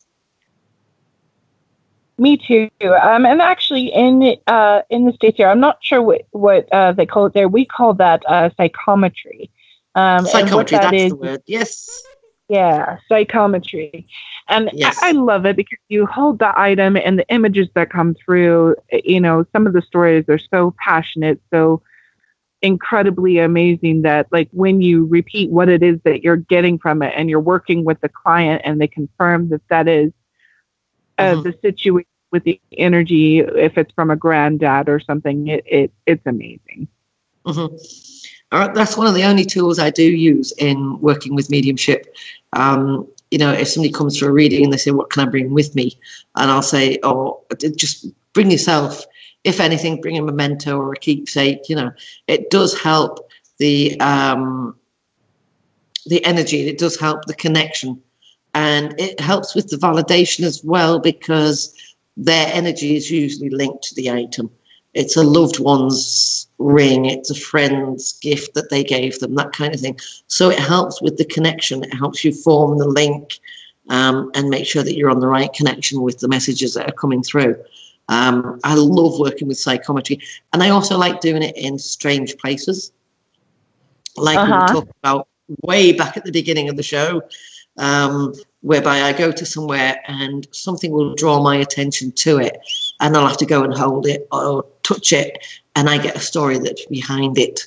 I get the energy and the images, like a film running through my head, and it tells me about the place and it tells me about the item. I love doing that. That's a little bit of my training, my self-training for the work that I do.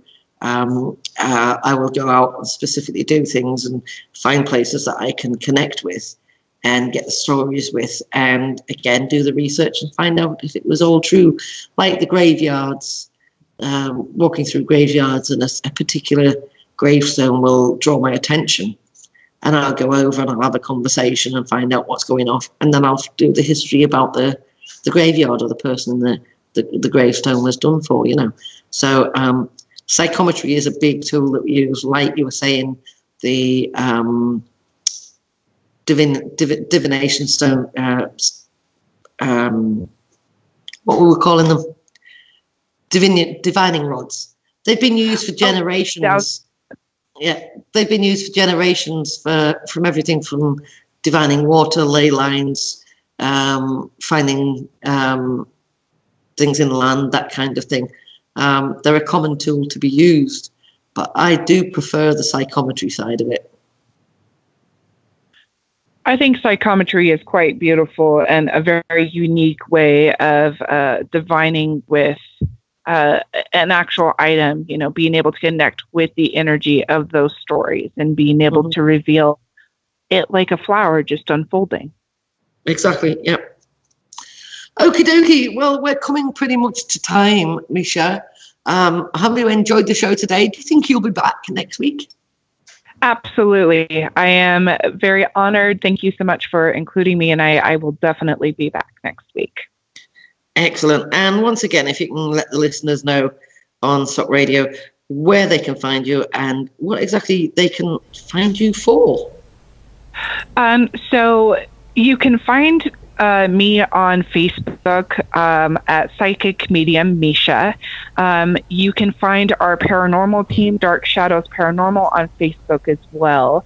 You can come to me for mediumship, tarot, psychometry, tea leaf readings, hypnosis, energy work, angel readings. I'm pretty multifaceted, and if I don't have certain things that you need, I have plenty of connections that do. Thank you again for this honor. I appreciate you. Absolutely brilliant. Lovely working with you. Great to finally get to chat, because I know you've been on Top Radio with your own show Behind Closed Doors for some time, but we haven't been able to have this chance to have a chat and get to know each other. So lovely finally meeting you. And yes, next week the show is all yours to lead. I know I will be around in the background to give you a hand, though. I'm excited. Thank you again for this opportunity to be able to talk about the paranormal and to be able to talk about spirits and those who have crossed over in the different amazing facets of everything.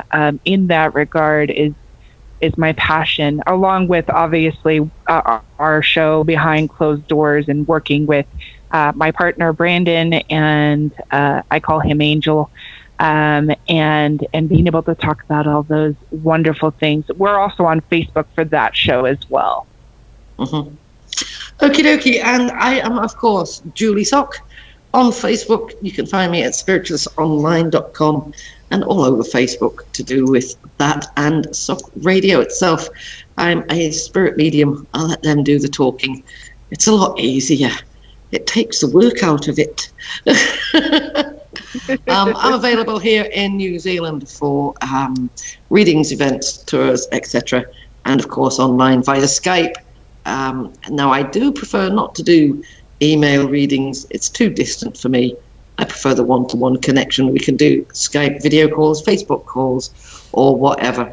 That's JulieSoc on Facebook, Julie Simpson elsewhere. Give us a shout. Do check out spiritualistonline.com. It's licensed